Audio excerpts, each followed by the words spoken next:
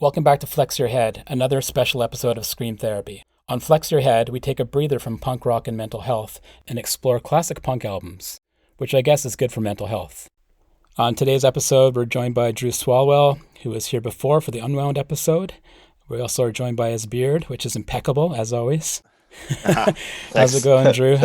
It's going great. That's a fantastic compliment. So what album are we talking about today, Drew? We are talking about Drive Like Jehu's last album, Yank Crime.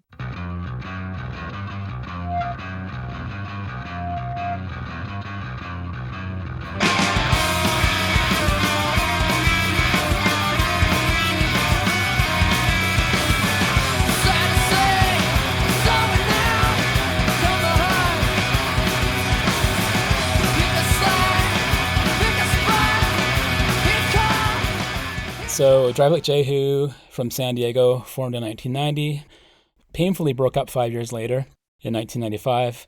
Rick Froberg on rhythm guitar and vocals, John Reese, the legendary John Reese, on lead guitar. Those guys are both ex-members of a band called Pitchfork. And then we had bassist Mike Kennedy, drummer Mark Trombino, and those guys were both in a band called Night Soil Man. Mm-hmm. Yank Crime released in 1994 on Interscope, a major label, which is bizarre, and we'll talk a bit about that later on. Mm-hmm. And the band broke up shortly after that. So what do you think? What's your opening thoughts on this one? This one was really interesting that you asked me to do right after the Unwound one. The Future of What came out the year after this album. Have a lot of similarities sonically and emotionally. I think this album has a lot of pre-millennial anxiety in it. There's a few mentions of computers. If you think back to 95, that's the beginning of us all getting our computers and computers becoming a bigger part of our world. So there's an underlying current all the way through of the anxiety of what millennial is going to look like. Fantastic album, start to finish. Even the extended versions, all the songs are great. Yeah, the reissue 2003 has 3 bonus tracks on it. So I had the Bullet Train to Vegas 7-inch with Hand Over Fist, and I wasn't ever clear on what was A-side, what was B-side. I think it's actually Hand Over Fist with Bullet Train to Vegas on the B-side. Yeah. And then an original version of Sinews, which is on the album. This is a more demo, stripped-down version of Sinews.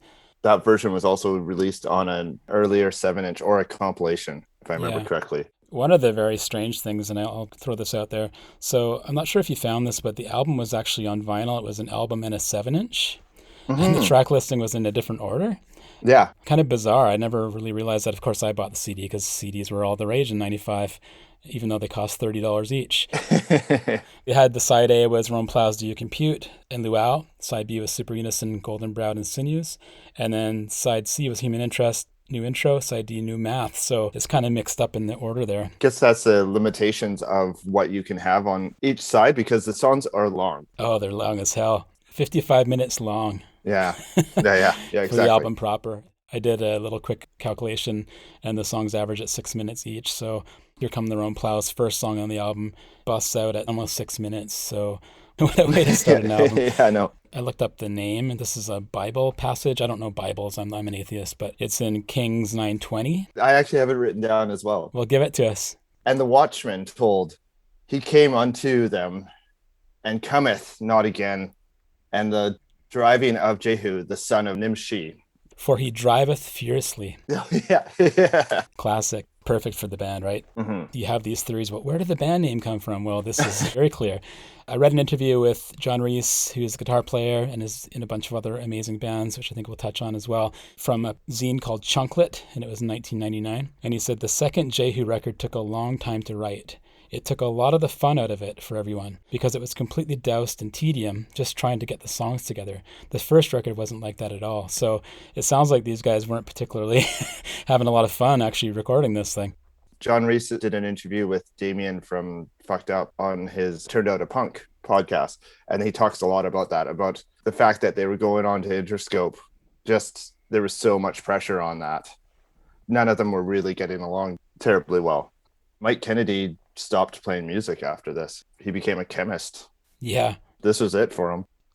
John Reese has another band called Rocket from the Crypt. The myth was that Interscope signed Rocket from the Crypt, and then Drive Like Jehu was kind of thrown in on this deal. And it's actually the reverse. So the label was really Oh, interested in Drive Like Jehu, and then John Reese got Rocket from the Crypt thrown into the deal. So that's kind of oh, funny, like, because I always thought Drive Like Jehu was this black sheep weirdo band that was thrown in on this deal, and the major label's like, what the hell have we gotten ourselves into? But yeah, actually the other way around. that's totally what I thought too. Because I was like, man, what a punk rock coup to like, sneak this album with like 6 minute starting songs into a major label. Definitely one of the most uncompromising major label albums of all time. I mean, you could Yeah. put the Boredoms in there and some other weirdo bands over the years, but as far as just coming out the gates, I mean, Rick Froberg basically just screams through the whole album. There's a few No, lines it's where he's a bit more quiet, but it almost sounds like he just keeps getting frustrated and then just starts screaming and he can't keep up to he wants to go ahead of the music. Like, I can't wait for this. and that's something that I totally noticed all the way through is, and I think this is why it's a little bit like, once again, Future What. There's a sense of a scramble all the way through the album where nobody's really playing. It's in time, but it's not in time. Almost like there's four people trying to like chase after the ending of the song. And Rick's vocals, they say that. In fact, we'll get to some of the songs, but at one point he just yells, "That's it, I'm done," at the end of the song.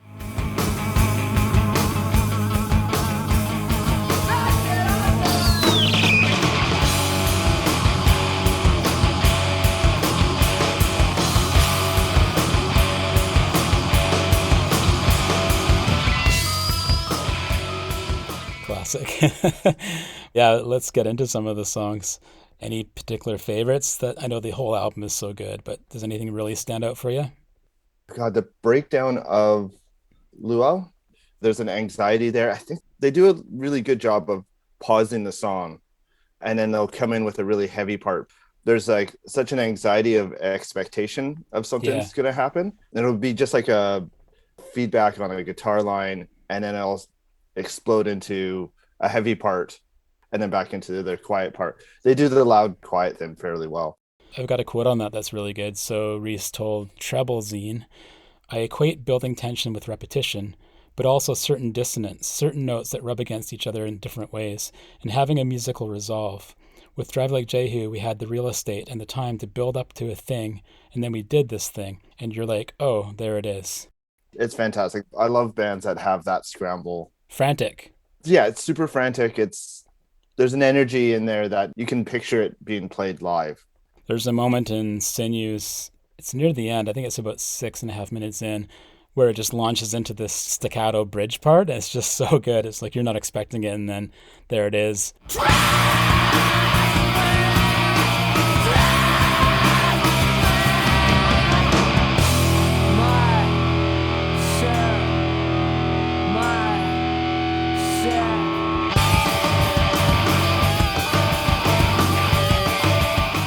Having these really long songs, there is that element of surprise.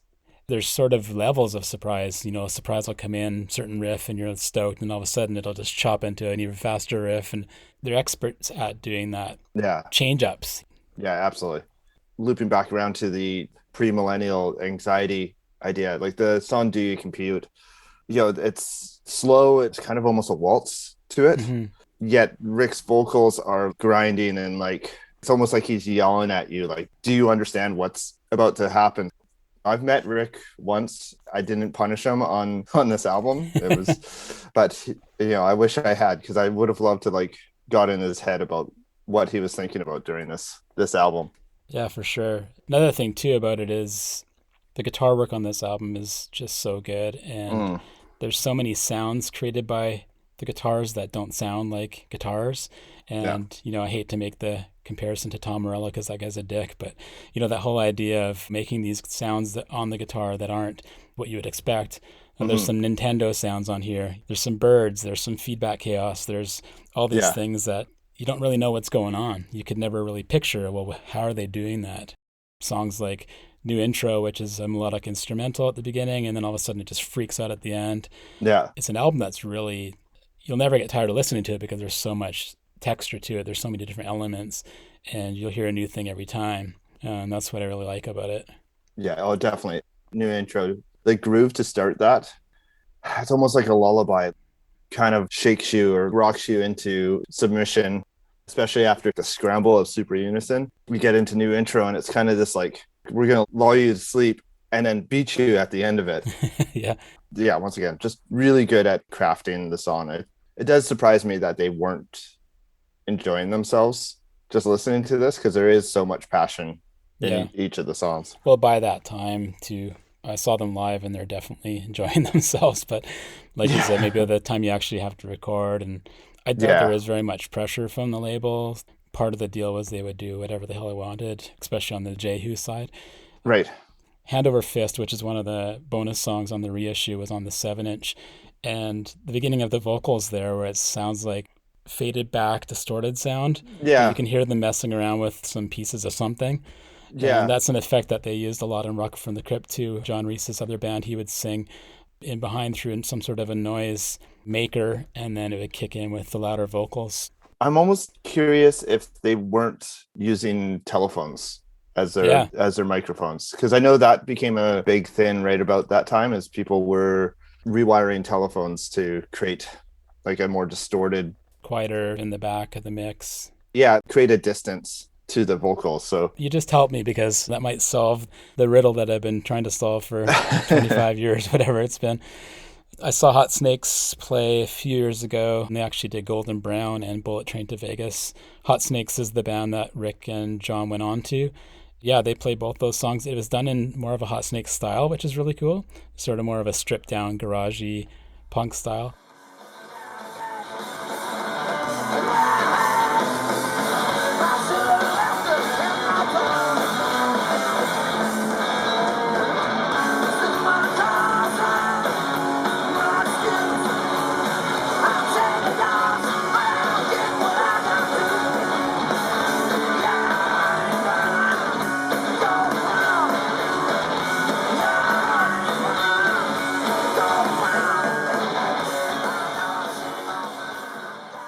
You can imagine how excited I was when that happened. I saw them as well about 3 years ago, 4 years ago now. They did Golden Brown as well. This was in Vancouver. This is actually just before you and I went on tour with Okay. DOA. I think it was the week before. Lyrics. So part of my problem is I can never really understand what he's screaming through like 75% of this album. I did Yeah. go on and check some of the lyrics online, and it didn't really help very much. They're very kind of obscure. Yeah. Lyrics come second, I think, with him. They more construct the song and then he just sort of writes something over top. Yeah.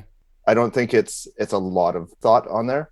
Maybe the intonations of the words go with the intonations of the song. Yeah, and I think that's the big part of it. There is a underlying current about this oncoming change, Hmm. be that they knew that the band was about to end or it's 95 and we're all kind of freaking out. But this album definitely does have that anxiety to it. And some funny parts too.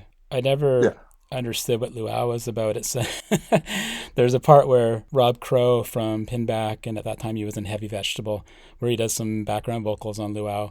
Yeah. And what is it, like Suit Up or something? Yeah. Aloha Suit Up. And Yeah. I don't know, surfing, because I know there's some Hot Snakes songs about surfing. Yeah. You could take them a million ways, but I never understood what was going on. He sings from the top of his throat a lot of the time. And every band that he does, he's singing from the top of the throat. So this is the same thing that Blake from Jawbreaker did early on. And he ended up with polyps on his Yeah. vocal cords because he's not singing from his gut. He's trying to force the lyrics out. You know, Rick just seems to have that sort of voice that can sing from the top of his throat, where it's breaking up and it's just a super angry voice. It's a voice that you use when you're yelling at somebody. Yeah. It's amazing that he's able to play for an hour a night on tour sort of thing and doesn't seem to lose his voice at all. No, and it sounds pretty much the same as it does on this album. Absolutely. Funny thing, I saw them on tour for their first album back in 92. Of course, back in 92, you don't have access to anything. You don't know what the bands look like. Yeah. There's no way to find out because we're in the golden era of no internet. But Oh, at the same those days. time, there's some limitations. Yeah. And so they come on stage and they're playing and they do this whole kind of Nintendo intro weirdo thing with John Reese's amps. Yeah. And I'm thinking, So where's the woman that sings in this band? Like super ignorant, right? Like, Yeah. but it's just that high register, and I just assumed it was a woman singer, and I was so confused. And then we started singing. I was like, "Oh, this is rad! This is so good! Yeah. Very distinct, original voice." Just sticking on Rick for a second. I didn't realize that he didn't play guitar in Pitchfork. This was his first band playing guitar in. Oh, he just sang in He Pitchfork. just sang in Pitchfork, and Okay. then and this one he decided to switch over to rhythm guitar to allow John to like get more experimental I and feel like this is one of the most confusing episodes because they're just in so many bands, and some of I the bands know. are in together, some of the Yeah, bands are not in together. they're like that couple that just can't keep away from each other. Like they seem to have these breaks and pauses, but they always gravitate towards each other again. Do you remember when the first time you heard this album? This album was actually the second album I bought after Future or What. Local Victoria record store plug, but Ditch Records was my go-to. And I went down and talked to Jeremy, and I was like, I bought Future or What, and I loved it. What else do you have? And he handed me Yank Crime, and I was like, okay, we'll buy that. The imagery is really the same on the cover. Like it's just black and white minimalist. Like you don't really know what's going on with it. That was the first time I heard it, put it in the CD player on the way home, and I was just like, oh my God, the love affair started there. I did college radio, and I remember just getting things from hearing them at the station, Mm-hmm. and also getting promos because I was working at Cargo Records at the time. Oh, okay. I came across the first one and was stoked on it, just loved it so much. So when the major label one came out, I wasn't as keen to it. And I was also like, fuck major labels, that one thing. But I did, of course, get into it. And both albums have their own attachments. This one is in time better. Yeah. But at the time, I didn't really pay much attention or as much attention as I should have. This album is one of my all-time favorite albums of this genre, for sure. Oh, definitely. Mid 90s batch of albums that came out. Yeah, this one's definitely right up there. It does suffer from the 90s production just a little bit.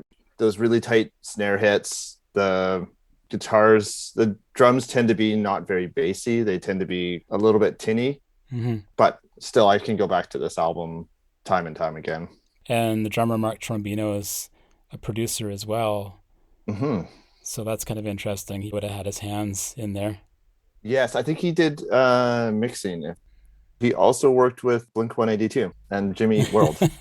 Hey, I can stand behind Jimmy Eat World, but I can't even say the words that you just said about the other band. You saw them play live or you didn't? Drive Like Jehu? No, I never saw Drive Like. I found out after the fact that they played in Victoria with Unwound, and I was totally upset that I missed out on it. What year would that have been? This would have been right around this time, so 94, Okay. 95. I'm not sure how I missed that particular tour because I did see them in 92 at the Cruel Elephant in Vancouver for the first album. So I don't know what I was doing on the second time they came through. I went home to Pell River quite a bit in the summer and missed some really amazing shows, which crushes me to this day. But I did see the reunion show in Seattle. That was amazing.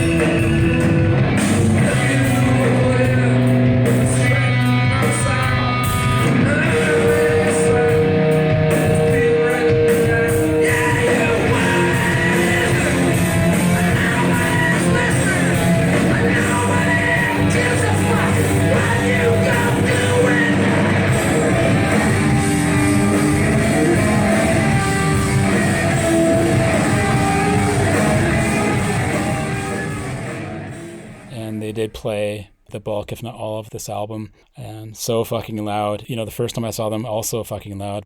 We were standing on the side that John Reese was on, and we actually had to move because his guitar was just so obnoxiously loud. Yeah. We'd spent a lot of time talking about Rick, but John's guitar playing is, at this point, you start to realize how dynamic of a guitar player he is, and just the smoothness of him being able to switch from rhythm into a noise section back into like a lead. And I guess how this band worked is he would bring in the majority of the song ideas, and then everybody else would work around his song ideas. It's a testament to his songwriting abilities and his guitar playing. Getting to see Hot Snakes, and you probably saw this when you saw them, the sheer joy he has in performing. Like, he's got the biggest smile on his face when he makes eye contact with people, and just the love of his instrument and his craft. It's really inspiring. One of the best guitar players in punk, I would say. Oh, hands down, yeah. It's funny, when we saw him in Seattle, he was spitting on his guitar. He would spit into the pickups. Okay. Not exactly sure why. Maybe it's something to do with being able to strum fast. His hands, who knows? But yeah, it's pretty cool to see someone spit into their guitar. Yeah. And also knee sweat. So the guy sweats so much. His knees are actually sweating through his clothes. Yeah. Classic. Yeah. About them breaking up. So he actually said in Treble's that they actually never broke up. They went so long without practicing or seeing each other or doing anything that there was almost a level of embarrassment about getting back together.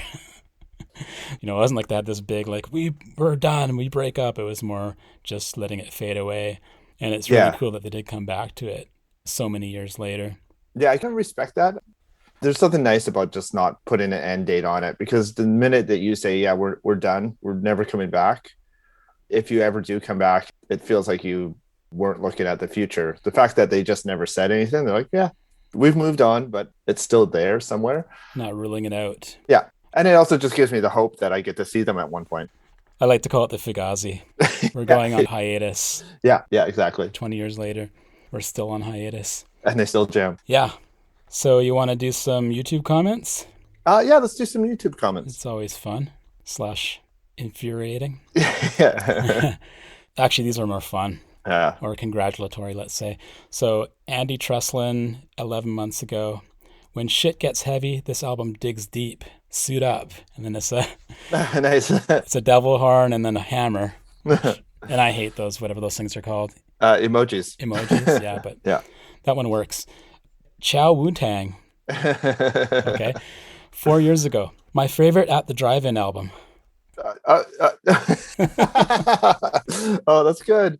When At the Drive-In came out, they're considered a Drive Like Jehu ripoff band in some ways, but they progressed into something entirely different. I mean, the amount of legacy that this band created. Mm-hmm.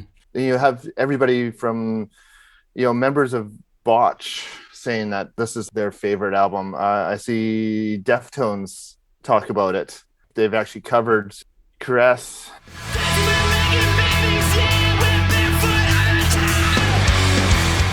And Isaac Brock saying that it's his favorite album.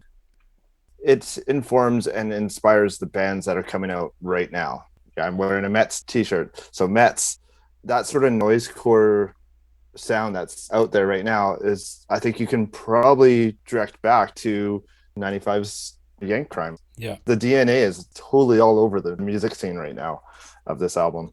One more comment here. Dakota Shelburne, 4 years ago. Imagine being this good. That's all it says. But, there you go. That's what you just touched on. A band that is this good is not going to be lost to history. No. It shocks me when I come across somebody who hasn't heard this album, especially in newer music scene. The band that I play in, Bon Nuit, our drummers never heard Drive Like Jehu. So I just I stopped practice when I heard this. I was like, no, we're gonna listen to this, and then I'm gonna send you home, and you have homework until our next practice. You need to give me notes on what you thought of this album. They're massive. What I found when I was listening to this is that what I'm trying to do in Bon Nuit for vocals is I'm trying to be Rick. I'm doing the same singing from the top of my throat. The angry yells and stuff like that are all just me trying to emulate Rick. I think this album just continues to inspire other bands. And the album has a soothing quality to it as well, which sounds weird. I'm soothed by intense, loud music. That's just how I am. I'll go to bed and put on Napalm Death to fall asleep. But there's a comfort in this album. It's scary, yeah, if you don't really give it a chance and you hear this guy screaming and the guitars are very chaotic. But really, it's an album that I put on to relax and to just take in music that's very complicated, but also very simple. Yeah.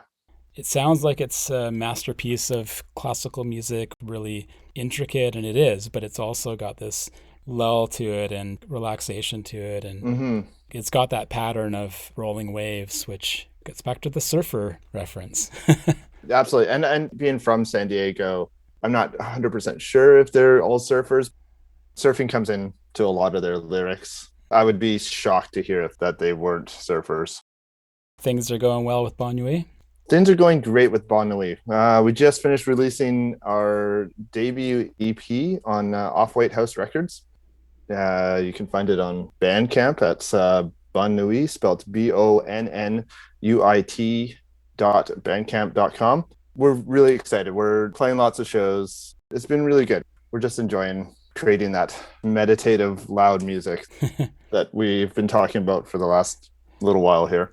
So you're welcome to emulate Rick Froberg's vocals in your head and trying to get that same sound, but do not try to emulate John Reese. You will fail. You will fail every time. Absolutely. The funny thing is, you say that, but Bon Nuit likes to have noise breakdowns in the middle of songs or at the end of songs, especially at the end of the set.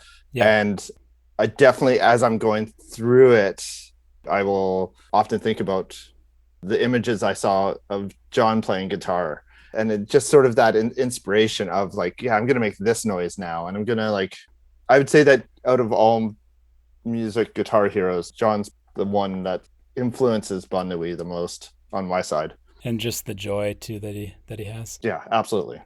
So Scream Therapy is the main podcast. You can check that out at screamtherapyhq.com. HQ as in headquarters. We're going to get there with that. screamtherapyhq.com. And there's episodes of Punk Rock and Mental Health. There's 42 episodes now, 43 maybe. And then also a handful of these episodes, Flex Your Head, which are about classic punk albums. So check those out. And I just want to say it's great to have you back again, Drew, and I'm sure we'll have you on another one at some point in the future. I've got a list of records you and I can talk about, no problem. I bet you do. Thanks again, Drew. Take care. All right. See you later, Jason.